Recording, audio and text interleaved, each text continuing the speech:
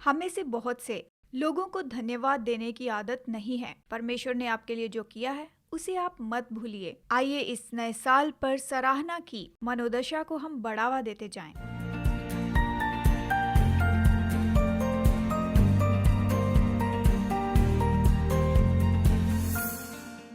चिंतन में आपका स्वागत है। हर हफ्ते परमेश्वर का वचन बताते हुए मुझे बहुत आशीष मिलती है। कृपया प्रोत्साहन के इन शब्दों को आप दूसरों को शेयर कीजिए जिन्हें परमेश्वर से वचन चाहिए, और साथ ही मेरा YouTube चैनल सब्सक्राइब करना ना भूलें ताकि आप लेटेस्ट अपडेट पाएं। जैसे कि हम इस नए साल में आए हैं, मैं आपको प्रोत्साहित करना चाहती हूँ कि आप लोग पिछले साल की यात्रा पर कुछ चिंतन करें। समय निकालें और अपने अनुभवों को लिख लीजिए। उतार चढ़ाव को आप लिख लीजिए। परीक्षाएं और गवाहियों को लिखिए। परमेश्वर ने आपको जो प्रतिज्ञाएं दी हैं उन्हें भी लिखिए। फिर परमेश्वर को धन्यवाद देने के लिए समय निकालिए जिसने आपको सबसे मुश्किल साल पार करवाया है। हमारे आज के चिंतन का विषय है सराहना की मनोदशा, और मैं आपको बताऊंगी पहला थिस्सलुनीकियों अध्याय 5 वचन 16 से लेकर 18 तक। आइए इसे एक साथ पढ़ें। सदा आनंदित रहो, निरंतर प्रार्थना में लगे रहो, हर एक बात में धन्यवाद करो, क्योंकि तुम्हारे लिए मसीह यीशु में परमेश्वर की यही इच्छा है। हम में से बहुत से लोगों को धन्यवाद देने की आदत नहीं होती। आप में से जो लोग माता पिता हैं, आप जानते हैं कि आपको आपके बच्चे को सिखाना पड़ता है कि धन्यवाद कहे। बच्चे माता पिता से अपेक्षा करते हैं, ये चाहते हैं कि उनकी ज़रूरतें पूरी की जाएं, लेकिन धन्यवाद देना उन्हें सिखाया जाना चाहिए। जैसे कि हम जिंदगी में आगे बढ़ते हैं तो जानते हैं कि सराहना जो है वो मनोदशा है। हमारे पास जो कुछ भी है उसके लिए धन्यवादी होना सीखना चाहिए। परमेश्वर ने हम सबको बहुतायत से आशीष दी है, लेकिन अक्सर हम उन्हीं बातों पर गौर करते हैं जो हमारे पास नहीं होती, इसके बजाय कि हमारे पास जो है उसके लिए धन्यवाद दें। जैसे हम अपने भविष्य पर गौर करते हैं, हम भूतकाल को भूल जाते हैं। तो आइए आज हम समझ के साथ ये निर्णय लें कि प्रभु को धन्यवाद दें जो कुछ भी उसने हमारे लिए किया है। परमेश्वर की भलाइयों को भूल जाना ये केवल आज की ही हमारी समस्याएं नहीं हैं। हम वचन में देखते हैं कि इस्राएलियों ने बार बार इसी तरह का काम किया था। जब इस्राएली प्रतिज्ञा की देश की सीमा पर खड़े रहे तो मूसा उनसे वहां पर कहता है, व्यवस्था विवरण अध्याय 8 वचन 11 में, परमेश्वर ने जो हमारे लिए किया उसे तुम भूल मत जाना। तो आज सुबह मैं इन वचनों को आपको याद दिलाना चाहती हूँ। जो कुछ भी परमेश्वर ने आपके लिए किया है उसे भूले मत भूलें कि उसने आपको एक परिवार दिया है। ये ना भूलें कि परमेश्वर ने आपके सिर पर छत दी है, और ना भूलिए कि इस महामारी में परमेश्वर ने आपको सुरक्षित रखा है। मत भूलिए कि वही आपकी सारी जरूरतें पूरी करता है। आपके नथनों की सांस के लिए उसको धन्यवाद दें। ये उसकी ओर से वरदान है। आपके जीवन पर उसकी दया और अनुग्रह के लिए धन्यवाद दें। इस नए साल पर सराहना की मनोदशा को बढ़ावा दें।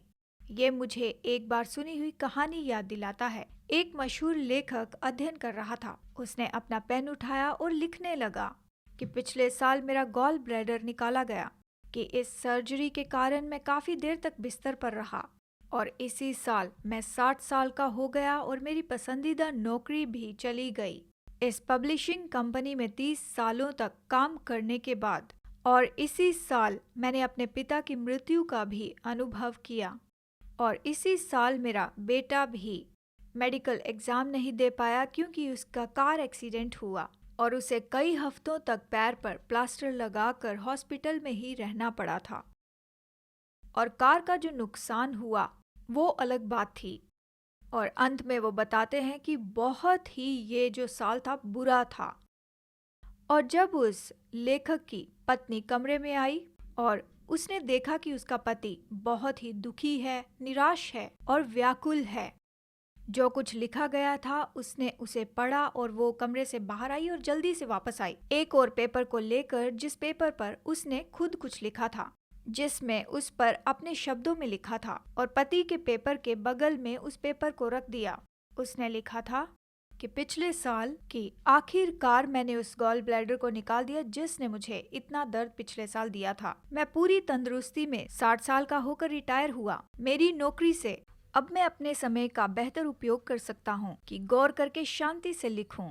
इसी साल मेरे पिताजी 95 साल की उम्र में किसी पर भी आधारित हुए बिना, सेहत की परेशानी हुए बिना वो अपने सृष्टिकर्ता से मिलने चले गए। और इसी साल परमेश्वर ने मेरे बेटे को जीवनदान आशीष दी। मेरी कार तो खराब हो गई लेकिन मेरे बेटे को जीवनदान मिला और वो तो अपाहिज भी नहीं हुआ। और आखिर में उसने लिखा, ये साल तो बड़ी आशीष रहा और अच्छे से बीता भी। खैर मेरे प्रियो, यहीं पर तो सराहना आती है। हालांकि हम चुनौतियों का सामना करते हैं लेकिन धन्यवाद देने के लिए हमारे पास बहुत कुछ होता है। जब हम पिछले साल की ओर देखते हैं, मैं जानती हूँ कि महामारी ने हम पर प्रभाव डाला है, लेकिन बहुत सी सकारात्मक बातें भी हैं जिन्हें हमें भूलना नहीं चाहिए। मैं भी अपने परिवार के साथ में बहुत बेहतर समय बिता पाई हूँ। घर से काम करने का मतलब है कि ट्रैफिक जैम में समय बर्बाद न करना। लॉकडाउन ने जिंदगी की गति तो धीमी कर दी है। हमें समय मिला कि हम खाएं, खेलें और हंसें और जिएं। हम जब इसे देखते हैं तो हमें धन्यवाद देना चाहिए। ये आधा भरा है, इसके बजाय कि हम शिकायत करें कि ये आधा खाली है। ये सब कुछ शुरू होता है आपकी मनोदशा के साथ। मेरे प्रियो, आइए आज हम कुछ समय निकालें और अपनी जिंदगी को अच्छे रूप में देखें और ये चिंतन करें कि परमेश्वर ने हमारे जीवन में क्या किया है। आइए कुछ पल में हम देखें कि वो वर्तमान में क्या कर रहा है और बड़ी आशा के साथ भविष्य को देखें, क्योंकि हमारा परमेश्वर तो विश्वास योग्य परमेश्वर है। तो आइए कुछ समय लें कि सराहना की मनोदशा को बढ़ाते चले जाएं। जैसे कि हम अपने जीवन में परमेश्वर की भलाई को जानते हैं। मैं नहीं जानती कि आपकी परिस्थितियां क्या हैं और आप किस में से होकर जा रहे हैं, लेकिन चलिए मैं आपको एक वचन बताती हूँ। सदा आनंदित रहो और निरंतर प्रार्थना करो और हर एक परिस्थिति में धन्यवाद दो, क्योंकि मसीह यीशु में परमेश्वर की तुम्हारे लिए यही इच्छा है। आइए प्रार्थना करें। पिता, आज नए रूप में हम तुझे समर्पित करते हैं। पिता, हम उस समय के लिए पश्चाताप करते हैं कि जिस समय हम तुझे धन्यवाद देना भूल गए, उन आशीषों के लिए जो तूने हम पर उंडेली हैं, क्योंकि प्रभु तूने हमें ये आशीषें दी हैं अपने अनुग्रह से और केवल अनुग्रह से। मदद कर कि हमारे पास एक धन्यवादी दिल हो। जैसे हम इन आशीषों का आनंद लेते हैं उस पर चिंतन करें। धन्यवाद प्रभु कि तेरी भलाई हमारे जीवन में उमड़ती रहती है। हमारे साथ रहने वाले परिवार के लिए धन्यवाद। हमारी जरूरतें पूरी करने के लिए और शांति और आनंद देने के लिए धन्यवाद। अच्छी तंदुरुस्ती के लिए धन्यवाद, जबकि दूसरे लोग इस वायरस से प्रभावित हुए। हमारे जीवन में तेरी उपस्थिति के लिए धन्यवाद। हमारे दिल में तूने विश्वास रखा, इसके लिए धन्यवाद। आइए हम हमेशा धन्यवाद दें और जो आशीष तू हमारे जीवन पर उंडेलता है उसका हम आनंद लेते जाएं। हमारे जीवन में यीशु के नाम में मैं प्रार्थना मांगती हूँ, आमीन। प्रियो, आने वाले दिनों में आप ये निश्चित रूप में ये निर्णय लीजिए कि जीवन के प्रतिदिन आप परमेश्वर को धन्यवाद देंगे। आइए इस साल हम सराहना की मनोदशा को बढ़ाते चले जाएं। तो अगले हफ्ते आपसे फिर मुलाकात होगी। तब तक आशीषित रहें, सुरक्षित रहें। प्रभु आपको आशीष दे।